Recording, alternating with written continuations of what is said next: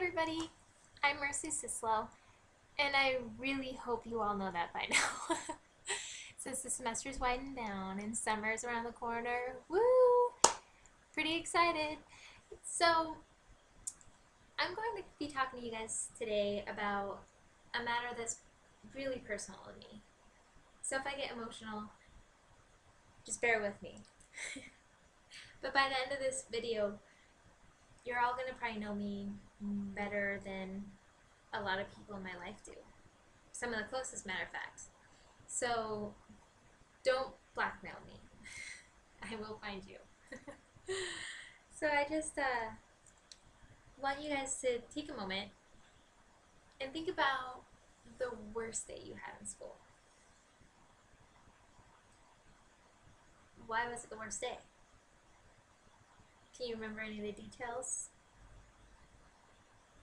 How you felt? How people reacted to you? Because I can remember my first day. And I remember it really well. Matter of fact, it was the last Monday in April, my freshman year of high school. I remember what I wore that day. I remember what the weather was like. It was beautiful. One of those warm spring days that make you wish you weren't in school. Unfortunately for me, I already wished I wasn't there.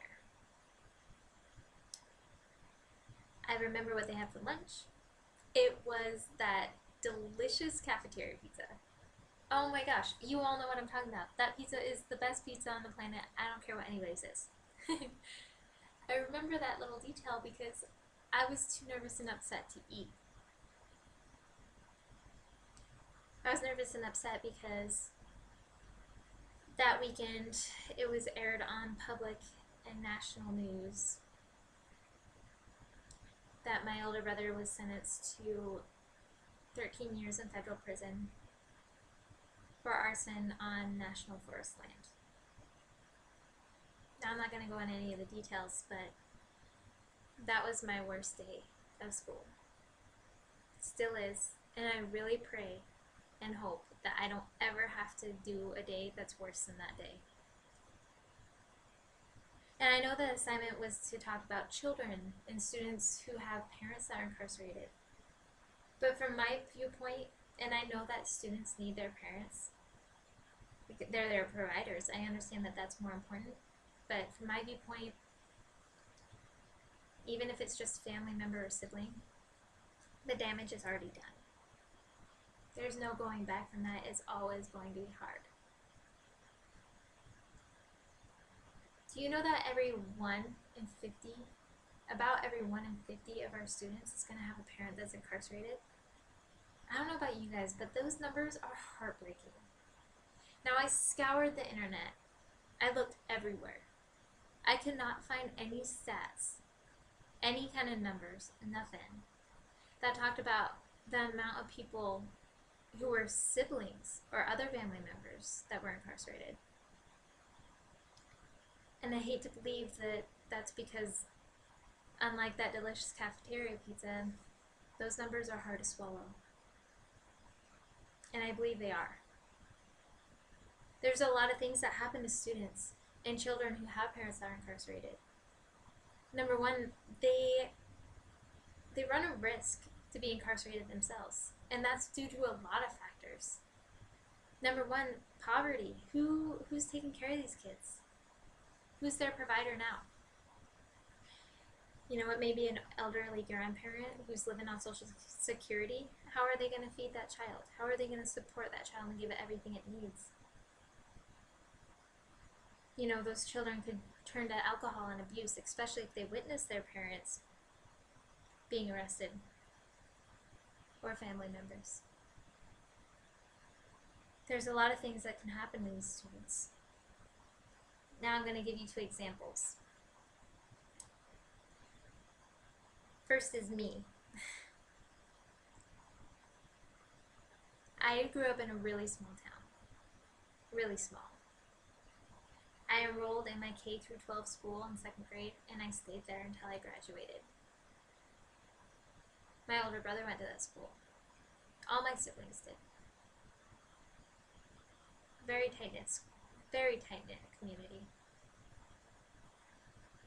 You want to know the saddest part about my story? From that Monday in April till the day I walked at graduation, even now when I go back and visit,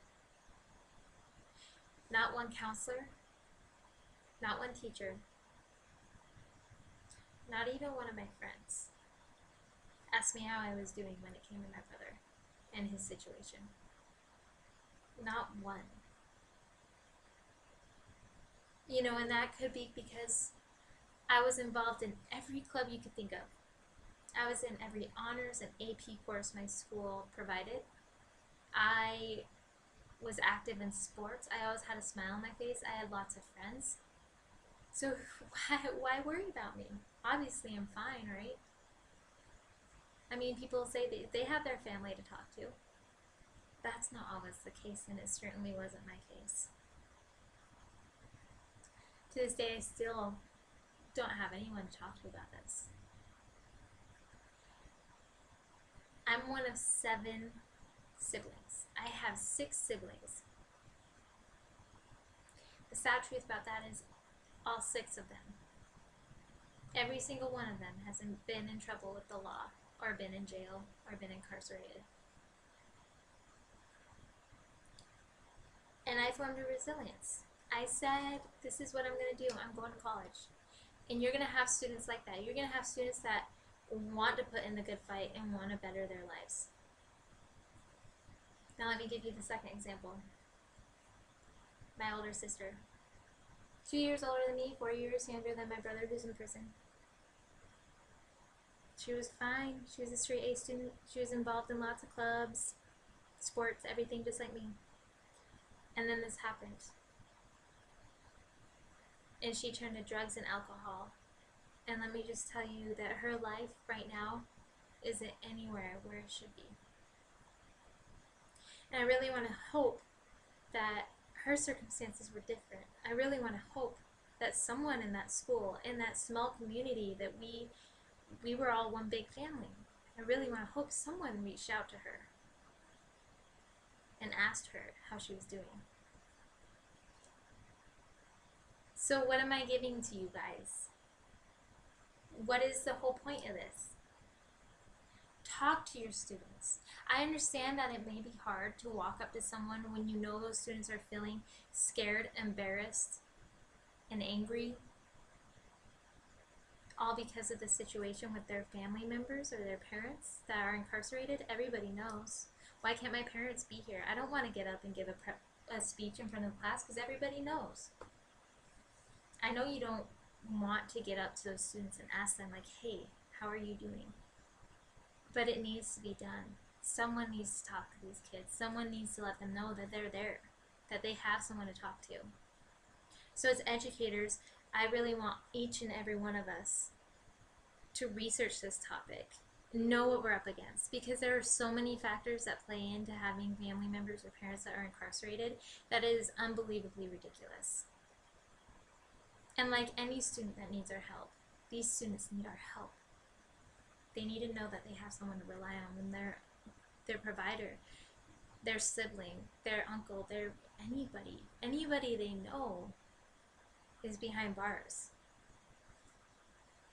So I want you guys to keep that and walk away with that. Because not every student can fight the good fight, and not every student is going to be able to push through what kind of obstacles that come with this. I mean, their family lives are destroyed.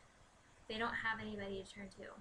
So either they're going to do it alone, or you guys can step up and you can help them.